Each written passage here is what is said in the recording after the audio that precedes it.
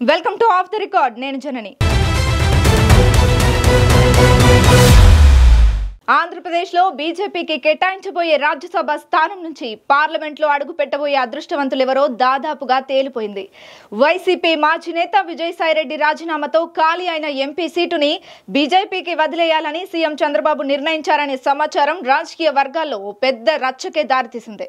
దాంతో ఆ lucky chance ఎవరికి దక్కుతుందని అంతా ఉత్కంఠంగా ఎదురుచూస్తున్నారు.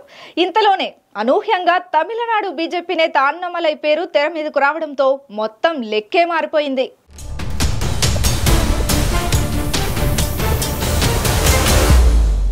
ఏపీలో మరో ఉప ఎన్నికకు నోటిఫికేషన్ రిలీజ్ అయింది. కూటమి ప్రభుత్వం అధికారంలోకి వచ్చాక వైసీపీకి చెందిన రాజ్యసభ సభ్యులు వరుసగా రాజీనామాలు చేస్తున్నారు.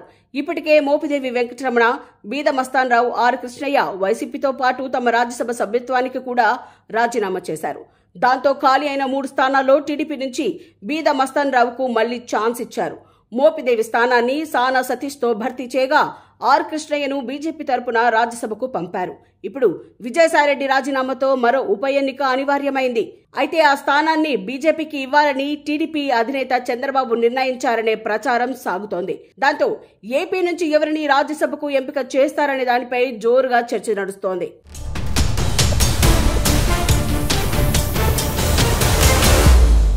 ఇటు ఏపీ బీజేపీలోనూ రాజ్యసభ స్థానానికి ఎంపికయ్యే అదృష్టవంతుడు ఎవరనే దానిపై హాట్ డిబేట్ మొదలైంది. రాజ్యసభలో అడుగు పెట్టేందుకు ఏపీ బీజేపీ నేతలు పలువురు తహతహలాడుతున్నారట. ముఖ్యంగా మాజీ ఎమ్మెల్సీ మాధవ్తో పాటు మాజీ రాజ్యసభ ఎంపీ జీవీఎల్ నరసింహారావు లాంటి వారితో పాటు కొందరి పేర్లు వినపడుతున్నాయి.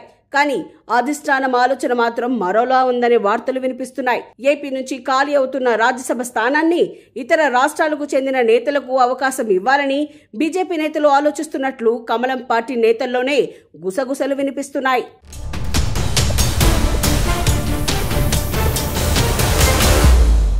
అయితే త్వరలోనే కేంద్ర మంత్రివర్గ విస్తరణ ఉండే అవకాశం ఉందనే సంకేతాలను దృష్టిలో పెట్టుకుని ఈ రాజ్యసభ స్థానానికి అభ్యర్థిని ఖరారు చేస్తారనే చర్చ నడుస్తోందట.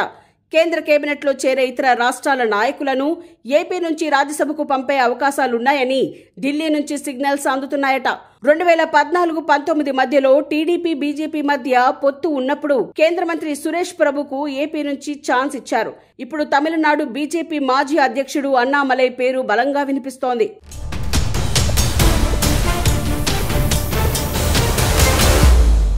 వచ్చే ఏడాది తమిళనాడులో అసెంబ్లీ ఎన్నికలు జరగబోతున్నాయి. ఎన్నికలను దృష్టిలో పెట్టుకుని అన్నామలైని ఏపీ నుంచి రాజ్యసభకు పంపే ఛాన్స్ ఉందట.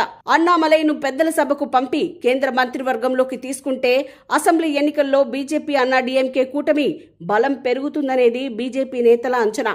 అధ్యక్ష పదవి పూర్తయ్యాక అన్నామలైకి ఎంపిక అవకాశం ఇస్తామనే హామీ పార్టీ అధిష్టానం నుంచి వచ్చిందనే చర్చ ఉందట.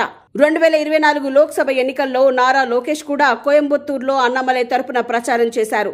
ఆ క్రమంలో విజయసాయిరెడ్డి రాజీనామాతో ఖాళీ అయిన స్థానంలో ఆంధ్ర నుంచి అన్నామలై రాజ్యసభకు వెళ్లే అవకాశాలు ఉన్నాయంటున్నారు.